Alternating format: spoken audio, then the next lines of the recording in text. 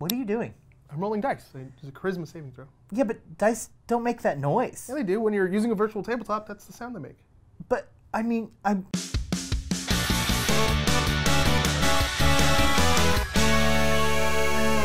How do I start the show? Hey everyone, welcome to GameGorgon. Hi everyone, welcome to GameGorgon. My name's Indigo. And I'm Krug. And today we're going to be giving you our review of Fantasy Grounds, a replacement for Roll20 maybe? You'll have to excuse that. There's nothing we can do about it. It's our experience with virtual tabletop, sorry. It's the two most popular virtual tabletop RPGs out there. Not RPGs, but virtual tabletops that are out there. If you're completely new to virtual tabletops, you're probably asking yourself, what is a virtual tabletop? Well, it is a means in which you can play role-playing games such as Dungeons & Dragons, Pathfinder, Call of Cthulhu, all those fun games with your friends over the internet, where you have some sort of character sheet that is digital and allows you to roll dice digitally, as well as manipulate and move characters and the environment. Now, we went into this review sort of blind. At the very beginning, none of us had used Fantasy Grounds, and the reason for that is because we didn't like the way the interface looked, and so we didn't even look into it, not realizing that you can very easily change the way the interface looks. I want to say that I had installed it at one time in my life and maybe like opened it up and was like, this is ugly, and then closed it. Yeah. Right? And that's super on us. We shouldn't have done that because it's very easy to make it look really good, actually, in my opinion. Yeah, I like minimal things. We tried to structure the learning process for Fantasy Grounds in a way that kind of gave us a variety of opinions. I DM'd a one-off session for 5 players most of the time. It ended up being more than one session, and some of the players ended up dropping off because of real-world reasons, which is totally fine. I learned the system myself. I went through parts of the manual, and I played with the system just kind of in my own space while I was building the campaign. And then I took most of the players into a 0 session where we built characters, and I explained to them the parts of the system that made sense for players to know. Not the DM side of things, just the player side of things. And then we also had one blind player, which was Indigo, who came into session 1 knowing nothing about the system and basically creating a character on the spot and then just being thrown into an encounter or some role-playing things. As far as my experience with virtual tabletops, aside from Fantasy Grounds, I've used Roll20 a little bit. I started in Roll20 DMing a session, and I very recently started a session in Roll20 as a player, but I haven't had tons of experience outside of that. I've had very similar experience. I've actually played in Roll20 for years now. I've both DM'd and played, so I've gotten very comfortable with how that system works. And like I had said before, I had installed Fantasy Grounds once years ago and was not interested because I didn't like the pay scale, actually. And I left it, and then I came back for session 1, and we've played I've played 2 sessions and tried to understand the game. Let's start with pricing, because that's going to be really important here. You need 2 things in order to use Fantasy Grounds: a core license and a rule set. The core license has 2 different models, the subscription model and the perpetual license.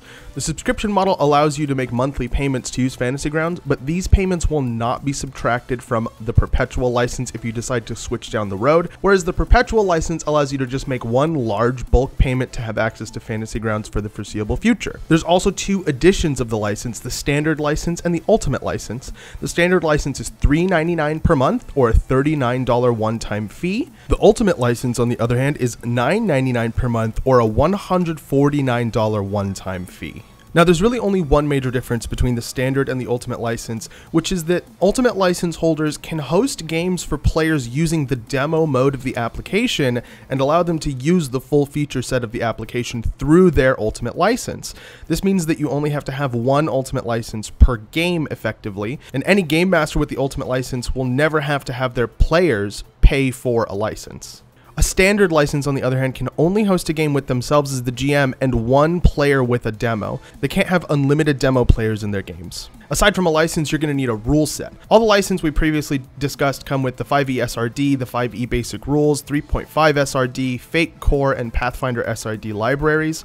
Additional rule set prices vary, but as an example, you can get the 5e DMG Monster Manual and Player's Handbook for $30 each. Now, this is a substantially more expensive option, and that very well may exclude some people, which is understandable, but when all that's said and done, it's not outside the realm of worth it if you like what the application has to offer. That having been said, what does the application have to offer? We're going to start with the good, the positive things about Fantasy Grounds, the first of which we're going to go over is relationships. A lot of Fantasy Grounds power comes from the power of linking information and the flexibility of those connections.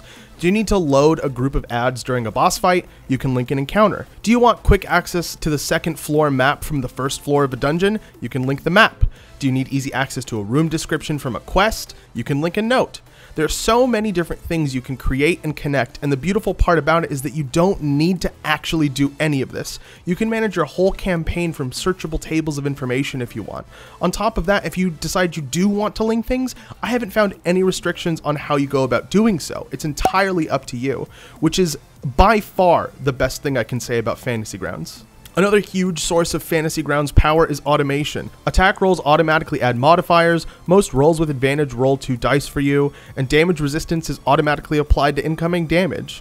Just like with relationships though, you can ignore these features entirely and just roll dice, manually give yourself advantage, manually adjust damage as you see it. It doesn't force you into using the systems that they've designed, and you can ignore them whenever you want, which is, again, one of the most beautiful parts of Fantasy Grounds. You can make as much or as little use of the systems that they've developed as you see fit, as you find fun. With all of these relationships and automation that you'll be building, another very important part of using a system like this is your control over transparency, and Fantasy Grounds gives you a very granular level of control over transparency, which I really enjoyed. You can control the visibility of item descriptions, enemies on the map, of enemies in the combat tracker, of effectively everything that you create or can add to a game. You can decide whether or not the players can see it and when the players can see it, if that's important to the situation that you're in. Hey everyone, it's Indigo. I just wanted to pop in and let you know what I thought about this as a player. What I like the most happens to be the fact that no matter what you want to do, it's the exact same action. You click, you drag, you drop. And you didn't have to go through a bunch of different steps in different locations to figure out how to use each individual ability and or action. If you see these shirts and you like them as much as we did, go down to the description where Void Merch link is there. They sent these to us for free and we just love them. Yeah, we think you will too. There are, however, some aspects of Fantasy Grounds that are kind of a turnoff. For example, the system's complexity.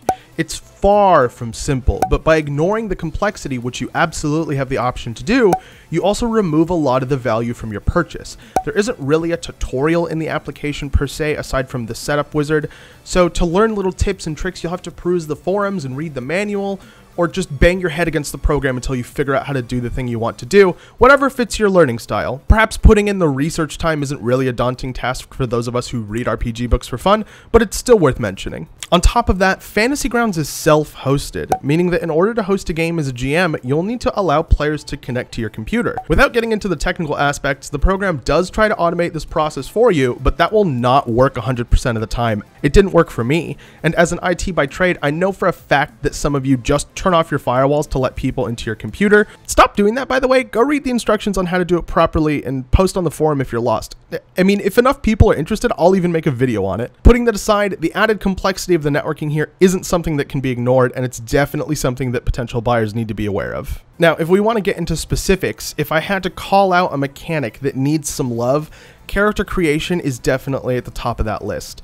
Instead of a step-by-step character builder, you have to use a clunky drag-and-drop method for choosing your race, class, skills, and feats. When compared to the rest of Fantasy Grounds, character creation feels like a placeholder more than a fully developed feature. Ideally, what this system would look like to me is something that's more of a step-by-step process, as opposed to something that's kind of spread across 5 different tables and where I have to scroll through a bunch of different things that I'm not necessarily allowed to pick, but I can still click and drag onto my character sheet. It's just kind of half-baked. Hey everyone, it's Indigo again. Now, some of the things I didn't like, while Krug has already touched upon it, definitely character creation was abysmal and overly complicated.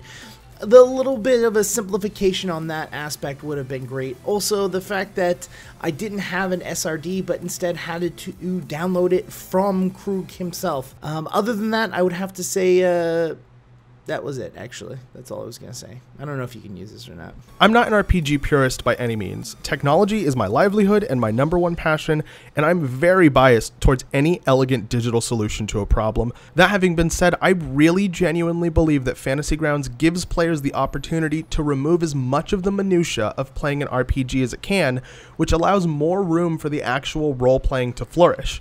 The sheer amount of time saved by me not having to count damage on my fingers for Fireball, what, am I the only one that does that? Gives so much more space to paint the picture of fiery destruction wrought by the spell to my players, and I think that makes the game more enjoyable for everyone.